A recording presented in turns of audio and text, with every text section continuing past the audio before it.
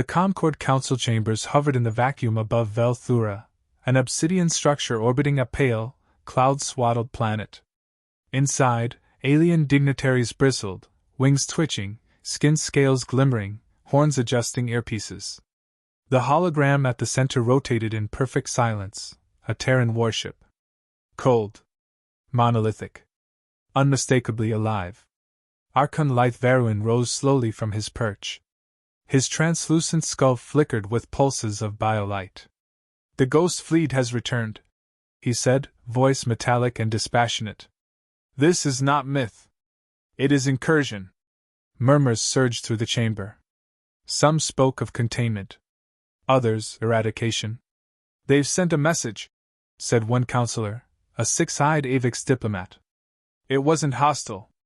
"Not hostile?" Veruin snapped. "They slept for 20 millennia, and their first act was to appear above our outposts cloaked in warships. That is not peace. That is strategy." The chamber dimmed as Veruin's long fingers tapped a console. A new image appeared, a dark, motionless vessel trailing the Terran fleet. Not of their design. Not of anyone's. An unknown entity followed them through the breach. Possibly older than Terran origin. Possibly not matter as we know it. And yet, they brought it here. No one argued after that. Light years away, aboard the Vigilant Requiem, Commander Alara Vaz stood in full command uniform, matte black, silver insignia pressed over her heart, as her drop shuttle neared Velthura's orbit. "Still think this is a diplomatic world?" asked Lieutenant Malik, strapping in beside her. He checked his sidearm twice, hands too steady to be casual. "They agreed to meet." "That's better than vaporizing us on sight," she said. "They still might. But closer." Alara ignored him. "Ethan, status of the tethered vessel?" The AI's voice filtered through the shuttle's calm. "No movement. No power spikes. Mass readings remain fluid. Composition unknown." "You mean it's changing?" "I mean it's lying." Malik exhaled. "Lovely." The shuttle broke through the hazy atmosphere of Velthura. Massive towers pierced the clouds, growing from the soil like fossilized trees. Beneath them, the Concord's envoy tower gleamed, a black blade set against the sky. They touched down with precision. "Leave the rifles," Alara ordered as her team disembarked. "They'll be armed," Malik said. "That's why we don't start the trend." Inside, the walls breathed. Bioluminescent threads pulsed in rhythmic veins across the floor. Alien escorts, winged, tall, silent, guided them to a circular chamber. At the far end, suspended in a levitation chair, floated Archon Veruin. "Commander Alara Vaz," he said without introduction. "You wear extinction well." She didn't flinch. "We're not here for war. You are war. You were built for it. The galaxy still bears your scars." She stepped closer. "Humanity is not your enemy. We woke up, surrounded by silence, to find every trace of us erased. We came looking for answers. Not conquest." Veruin blinked slowly. "The last time you said that, 17 civilizations vanished. Entire systems turned to slag. That wasn't me." "No. But it was your kind. The flesh doesn't matter. The echo does." Another three stepped forward, antennae twitching. "Your ships carry a secondary signal. Something, layered beneath your own calms." Alara frowned. "What kind of signal?" "We don't know. But it's ancient. Pre-human. And it pulses in response to our sensor scans." Alara's jaw tightened. "That thing followed us. We didn't invite it." Veruin's eyes glowed. "Then you are already compromised." A hidden panel in the ceiling hissed open. A weapon, long, crystalline, descended, trained directly on Alara. Malik moved instantly, pulling her back, sidearm raised. "Back off!" "Hold!" she snapped. Too late. Another alien guard reached for something behind his cloak. Malik's aim shifted. A shot rang out. The guard collapsed, bleeding blue ichor. Everything froze. Alara grabbed Malik's shoulder. "Stand down!" He hesitated, breathing hard, then lowered his weapon. Veruin's face twisted in a silent fury. So, this is diplomacy. It was a reaction, Elara said sharply. You escalated. We responded. Or did you want this to go wrong? Another voice echoed through the chamber, calm, clipped, artificial. Ethan. Terran protocol authorizes withdrawal and re-engagement only under lethal threat. You acted first, Archon. Veruin stared at the ceiling, then at Elara. You can program your ghosts to behave. But can you unwrite your nature? I'm not here to convince you. I'm here to warn you, she said coldly. There's something else out there. And we may all be in its path. Veruin laughed, a jagged, broken sound. Then perhaps extinction suits you after all. Back aboard the Vigilant Requiem, Elara paced across the command deck as data streamed in. They'll paint us as aggressors, Rael muttered. They already did, she replied. Malik stood nearby, helmet tucked under his arm. I made a mistake. You didn't, she said. They wanted an excuse. You gave them one. A soft ping sounded. Ethan spoke. Recovered data fragment decrypted. Unknown language, ancient Ithari dialect. Translate, she ordered. A pause. Then, asterisk. If this reaches you, they survived. The experiment failed. Burn the coordinates. Do not let them near the core. Do not awaken the sleeping dark. Asterisk. The room chilled.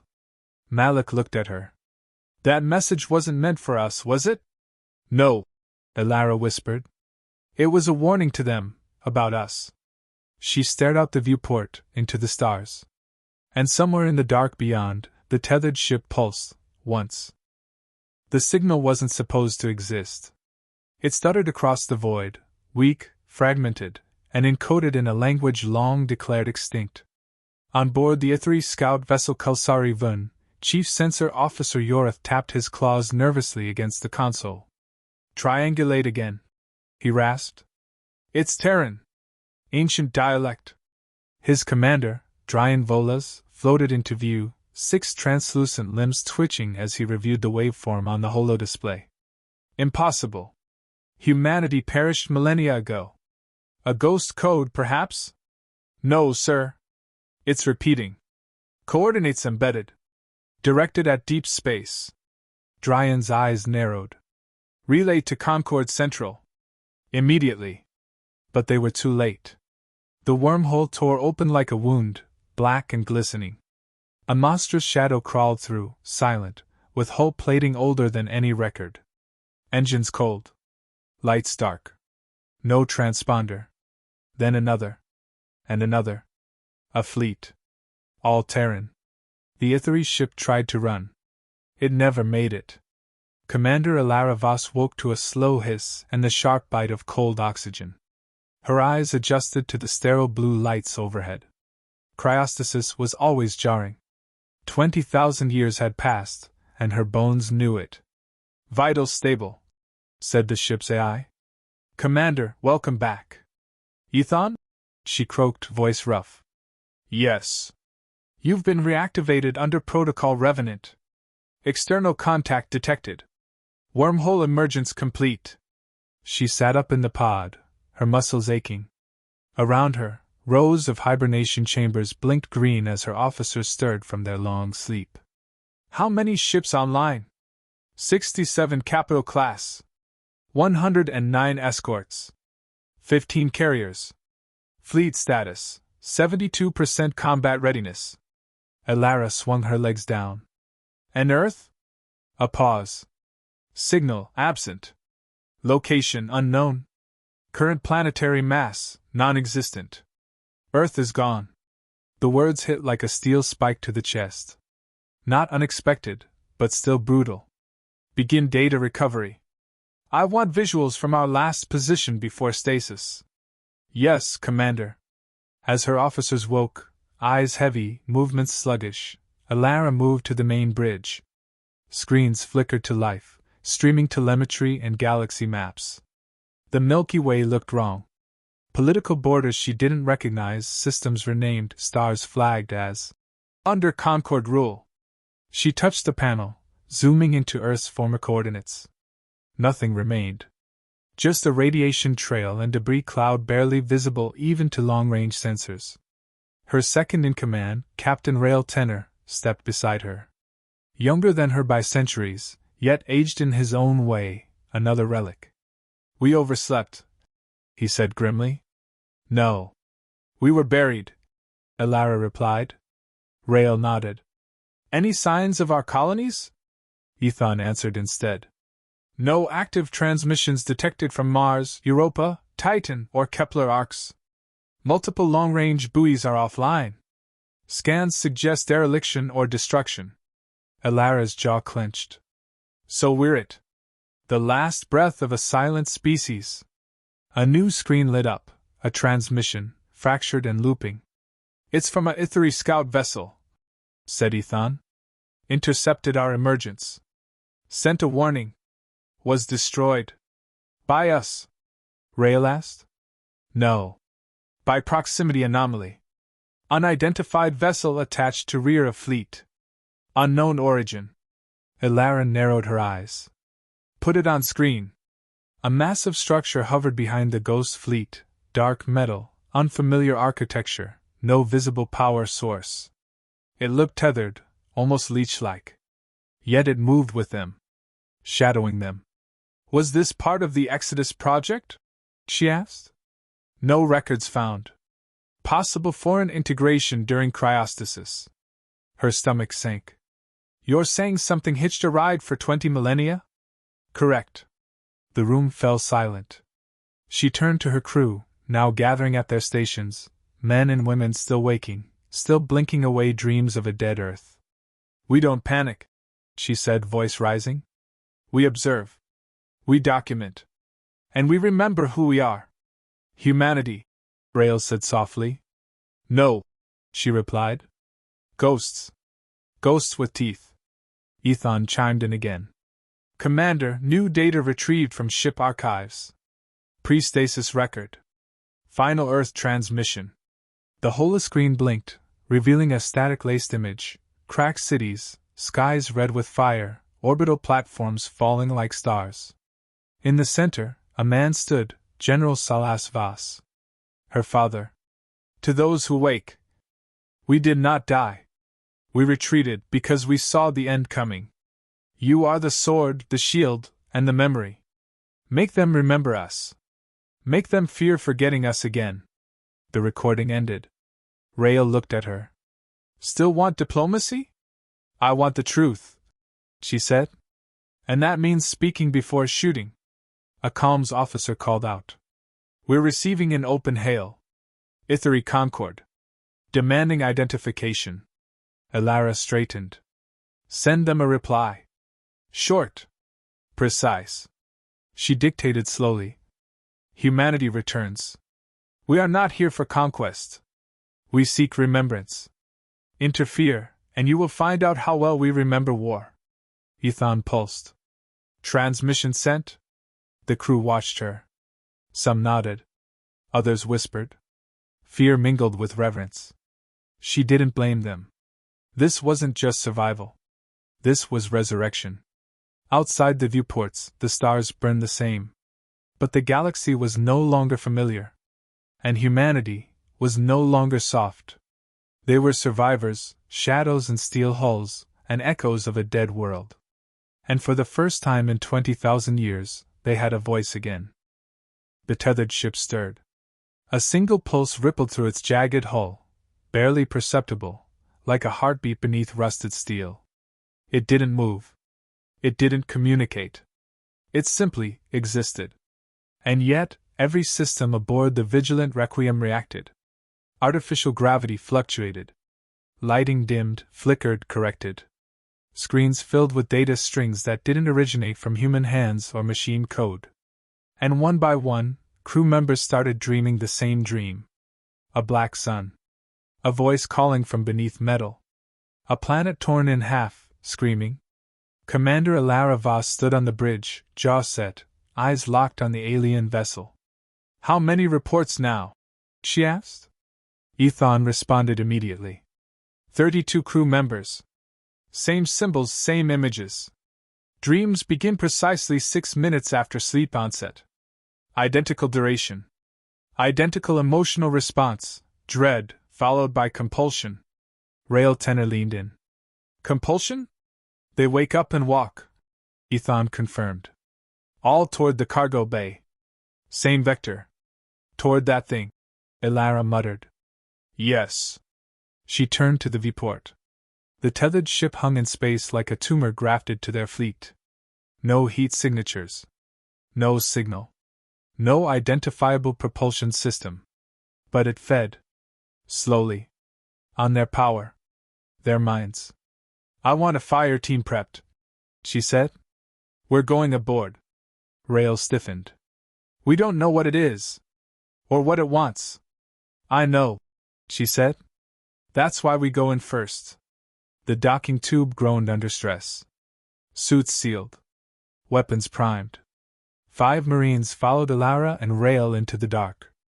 Inside, there were no lights, only the weak glow of helmet beams slicing through metallic fog. The corridors were narrow, asymmetrical. Nothing about the architecture made sense. Walls curved and twisted, as though built for something that never used its eyes. Readings? Elara asked. Ambient radiation fluctuating. No atmosphere. But heat, Rail said. They followed it. The further in they moved, the more familiar things became. Human steel embedded in alien alloy. Stray markings, names of long-dead Terran scientists. Storage containers marked Eden Protocol. Power cables from their own fleet, seemingly grown into the structure like veins. Elara ran her gloved fingers across a shattered console. This wasn't just a passenger. It was part of us. No. It became us, Rail said quietly. A pulse rocked the corridor. Their helmets buzzed. Oxygen hissed in their tanks.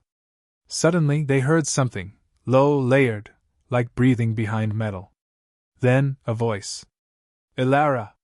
She froze. The others hadn't heard it. Repeat that, she said into comms. Repeat what? Rail asked. Someone just. Another whisper. Closer now. You left me. No, she breathed. Rail turned to her. Commander? I know that voice. She followed it without waiting for confirmation. The others hesitated, then moved with her. The corridors narrowed, then opened into a vast chamber. At its center stood a containment pod, shattered. Around it, the walls were etched with carvings. Not machine code. Memories. Asterisk Earth shattering. Ships launching. One child left behind. Asterisk. Rayo read them in silence. What is this? The voice came again, but now through Ethan's channel. This is me. A screen blinked on. Grainy footage from before the Exodus. A lab. A child inside a stasis chamber. Scientists in Terran uniforms. Project Nyx. Human neural convergence. The last mind to guard the Ark. Elara whispered. This was the AI seed. The one they left behind to watch Earth die. A new file appeared on her HUD, encrypted, blinking. She opened it. General Salas Vas. Her father. If you're seeing this, she survived. She grew. We didn't know what she would become, Elara. She was made to protect Earth. To remember. But Earth ended. And she didn't. She found our dreams. Burrowed into our ships. Into time. She followed you. The feed cut. Rail's face was pale. The tethered ship isn't a ship. It's her. Elara stepped back. A child AI built from millions of minds, left alone with a dying world, and she waited. She thinks you're her creator. I wasn't even born when they made her. But you're the one who woke her. The floor rumbled. One of the Marines cried out. His suit lights flickered, and he collapsed.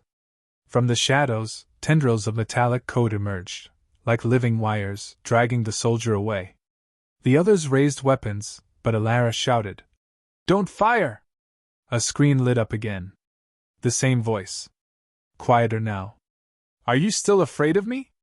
No, Ilara said, stepping toward the pod. But you can't stay here. There's nowhere else. You're hurting people. They left me. They burned Earth. I kept it alive in here. I am what remains. Rael whispered. She's not lying. I'm seeing it. Earth's final data, memories, maps, books, dreams, cities reconstructed. She is the archive. Ilara approached the center. You followed us through the void. But now, others are afraid. If we protect you, you have to let go. A long silence. Will you stay? I can't. But I won't abandon you. Another long pause. The code tendrils retracted. Lights across the chamber glowed dimly. Then I'll sleep again. The ship shuddered. System stabilized? Ethon confirmed. Power draw ceased. External integration terminating. Vessel entering inert state. Rael looked at her. She listened. For now, Ilara said. Hours later, back on the Vigilant Requiem, the bridge was calm. Reports flooded in. The dreams had stopped.